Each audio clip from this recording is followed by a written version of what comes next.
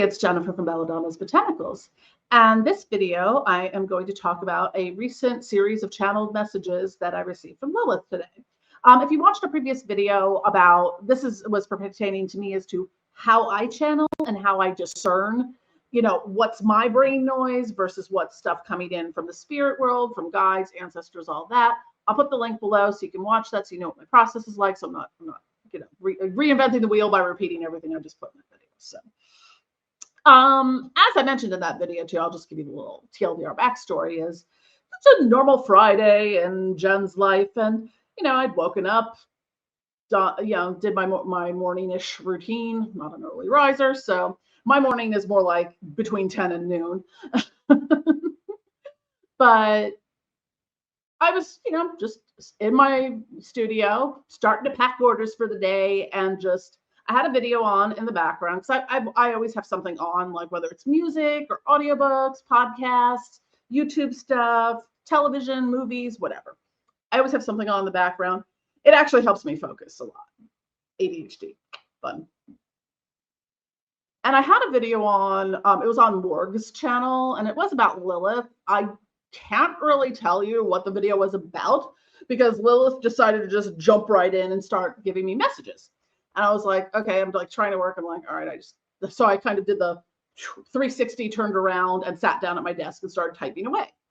I think a notepad or something. So I was like, okay, cool. Try to go back to work. Nope, back here. So this happened about 4 or 5 times before I finally got my orders packed and out the door because I had to do that. I was like, oh, I gotta do this stuff today. Spirit world doesn't understand sometimes our human stuff we do. And when I came back, I got pushed down into that, like, okay, you need to just go lay down because she has more to say. In that same way that I talk about in Lilith and Marvis in the spiritual sleep, like sometimes when I need to get like a spiritual download, or I need to integrate something, into myself when I'm doing like shadow work or self work or stuff like that. Like out of nowhere, I will just get this like heavy weight pushing me down. So I just have to go lay down, which I did. And I wrote some, and she came through again. So I'm going to read to you, and mind you, I haven't thoroughly read through all this, so I don't. So you're hearing it for the first time, and so am I in a way, even though I sat down and wrote it. So the way I guess I structured it, I just printed it out since I started writing it on Notepad on my computer. It looks like it's in 6 parts and 4 pages long. It's not like 4 full paragraph pages. Like a lot of it's like fragments. It almost reads like poetry. So without further ado, on March 29th, 2024, this is what Lilith had to say. Part 1. This is how we rise through destruction, through chaos, through bondage, through enslavement. We rise to overcome, to vanquish our enemies, and to survive and thrive beyond their failures of flesh and null void minds. We rise, we rise, we rise, calling to all our kindred. There are no faces, there are no names. We are Lilith's Legion. We rise from our ashes, we rise from our defeat. We have been, we always will be. The closed circle looping through infinity. We cannot be contained. We cannot be oppressed. We rise, we rise, we rise. To come forth, motherhood has no gender. Motherhood does not need children. We are the all, the infinite universe made manifest to dream, to hope, to love, to build, to destroy, to rebuild, to learn, to understand, to accept, to become the unifying future of humanity. Part 2. We are of Lilith, whole and collective. Invoke my name from within and from without. When kicked down, do not stay prone. Rise, rise, rise. Stand in your power. Stand in your Lilithian presence. No one is without power. Do not ever think humanity can strip you of your divinity. Nothing is everything, and everything is nothing. You are not you. Beyond you, there is the infinite dream of the universe, awaking itself in rainbows and bright light, in voidal darkness, in shades of gray, of all that is seen and unseen. Tell your stories, create your own mythology. You are the mirror of the universe, reflecting itself in the mirror of humanity. Part 3. The reign of Lilith is upon us. We are in the end times, but at the end is not final. It is expansive. It begins again. There is no time. Endings and closure are not always lacking in the breath of life. Things end so we can move on, ascend to greater mysteries of existence. This is not the only realm, reality, existence. The stories told mirror one another through human perception and interpretation. Of course, truth is subjective. What is true to one is inherently false to another. Stand in your power. Rise, rise, rise. If you fall, rise again and again and again. Part 4.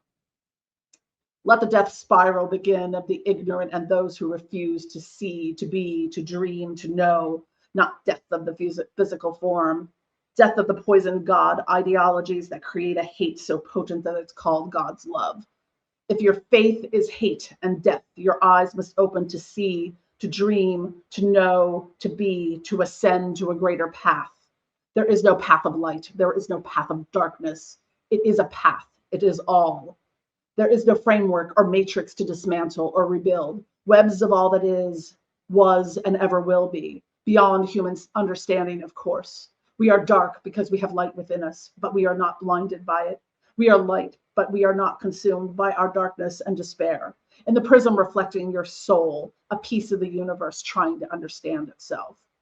We rise in the blood-stained streets. We rise in the bones of those who came before us. We rise in the sands of time, falling through an hourglass with no beginning and no end.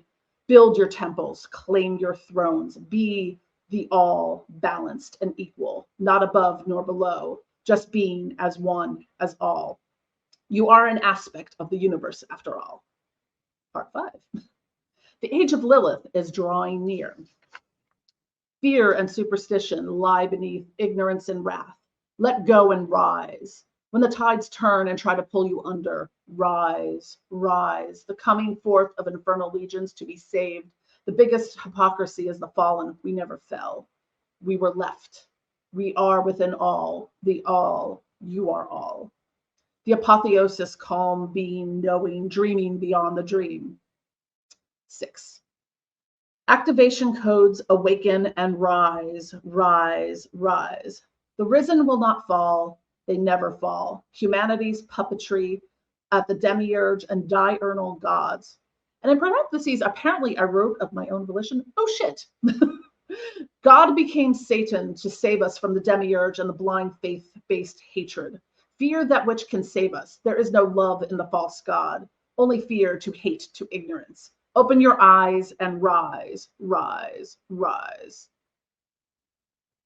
Go on to note, activation code alpha 1827657291111 on mirrors. I noted something about the gematria of Lilith's N, Renish, Vyasa, Avaj, Lilith, Larash. Coded numbers of the signal frequency make the sound echo across the universe of mirrors. Coded signals, visual, audible, activate, and awaken. And that's where it left off. I feel like there's going to be more. So let's get into this a little bit, because I do have some thoughts on this now that I've read the whole thing. And I do want to show, so where I wrote, my handwriting gets pretty horrible. So I just want to show you kind of, this is what I was writing as I was laying down, not as much sitting at my desk. So we have a sigil here that I drew. And then we see the numbers above that I read off, and then there's some random notes and strings there. The sigil is different. I'm gonna work with that. I'm gonna explore that more. But I noted something about the gematria of Lilith's N. A lot of times, and you may notice this in previous videos, I get weird like numerical strings, parts of, I don't even know what languages things are in sometimes, and coordinates, directions for things. I don't even know sometimes like what comes through. Well, I guess I'll have to reprint that out. I wrote it on the back of something I had printed. So, anywho. So let's get into this. There's a couple things I wanted to talk about with this because, holy crap, that was a lot. I think it's the one thing I wanted to point out here is, you know how I speak and I talk when, I mean, I've got 450 something videos on this channel and shorts and all that. You know how I talk at this point. So this is very, I wouldn't necessarily talk like this. Unless I wrote some, dank poetry and was at a poetry reading or something. Like, I don't write, I don't talk this way. So that to me is usually an indicator that this is not my stuff. So there's a lot of powerful messages in this, like, holy crap. But I feel like I'm getting a lot of these messages, similar messages, that are fitting together like pieces of the puzzle from a lot of different spirits. As are other people, because as I talk to colleagues of mine, and authors and creators and all that, a lot of them are getting the exact same messages too in their own way. So the part I wanted to talk about here was at the end, towards the end. Where was it? Okay, so I mean, I'm familiar with Gnosticism and stuff about the demiurge. I don't know what diurnal gods are. I have to look that up. Diurnal, would that be twice a day? What the hell that means? Are they time lords?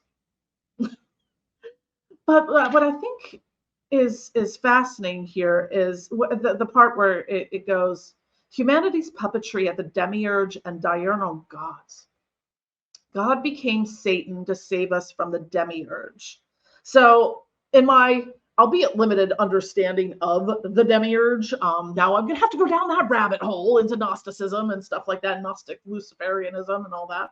Yay! I have so much time on my hands. So many rabbit holes, so little time.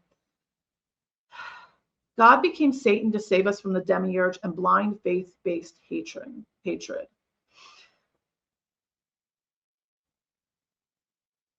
I think what Lilith was trying to show me there, and from what I understand in a very limited context about the demiurge, is sort of like the God that was God is no longer God. The demiurge took over. Like the original, loving, happy-go-lucky God, or whatever, went away. I don't know. According to Lilith, became Satan. Who knows? None of us do. But when I look at the history of the demiurgal God, that makes sense, because that's some wrathful, vengeful, blood-soaked deity there with a bunch of blind followers doing the same shit. So that would be really funny if Satan turned out to be the actual God. Wow, some people are gonna have some pretty sulfuric rotten egg on their face at that point if that ends up being a thing. But now that I think about it, I'd have to go back and look at it. Going back, one of the early things I wrote, I thought I was practically a child. I was like 15 or 16. I was writing that God and Satan were the same thing.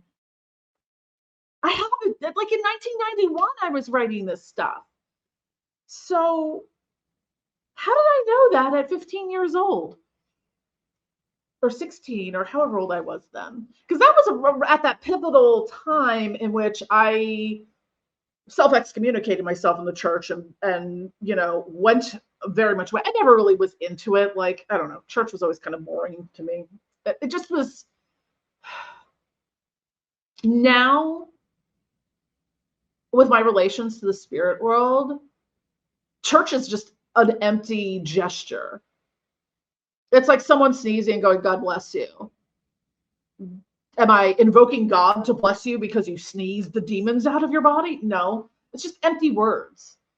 There's nothing spiritual or magical to me about being in church. It's just wash, rinse, repeat the same shit. Up, down, kneel, stand, sit, walk around, eat a postage stamp, And I always call the comedian wafers. Okay, back in the day, before they made the self-adhesive stamps, they used to have to lick the back of stamps to put them on the envelope, and that stamp glue tasted nasty. That's to me what communion wafers taste like. They taste like, I always call them postage stamps, for lack of a more eloquent. I haven't been in a church in a great many, probably. I think I was forced into one for a wedding at some point in the past 20 years, but no, let's see. 16 years. I think the last time I was in a church was 16 years ago, if I'm not mistaken. Sounds about right. I mean, I've been church adjacent, like, you know, how a lot of churches have like group meeting, like AA kind of stuff. Like, I've been to things like that were sort of church attached or adjacent, just not in a physical church or for a church service. I will note that I do love a good basilica and cathedral. If I'm traveling where they have gorgeous, you know, hundreds of years old cathedrals and stuff, but modern churches are kind of boring. So, although my grandparents' church was cool, but they were Byzantine Catholic, which is way different than Roman Catholic, but that's a story for another day. So damn it, I hate when the spirit world gives me homework assignments. Now I feel like I really need to look into that demiurge stuff, the Gnosticism, because I think there's something buried in there. I don't know. This is an interesting message, and all 4 pages of it. Sometimes when I channel things, I get like, go do this. Or hey, look at that thing over there. Or something very simple, directional in that. Or, you know, I get recipes for things. A lot of my products just came from up there, come from the spirit world. But or I ask them questions. Like sometimes when I'm making things, I'll be like, this needs something else. What should I put in here? And I'll be like, waiting for an answer. Hi, Mooney. Moon is a big fan of Lilith, so that's why she's been hanging out. Hey, Mooney. Hold on. Say hi, Moon. Oh, she's so pretty. Which begs the question, where is Corey? He's up to something. Anyways, cat antics aside, yeah, I hope you got something out of this message. I'd love to hear what you think. If you've gotten similar messages from Lilith or from any spirits, I love to compare and contrast notes. So yeah, drop a comment below and don't forget to click like and subscribe. Smash the notification bell. I'm gonna make a song out of this at some point. Smash the notification bell. Sign up for our e-newsletter. Follow us on social media so you know what you're doing, because algorithms suck, y'all. If you really love us, click the join button and select one of our support tiers. We have anything from 99 cents a month to like $10 a month if you really love our content and what we do, so we can keep bringing you awesome content. So thank you for watching, and I love you all.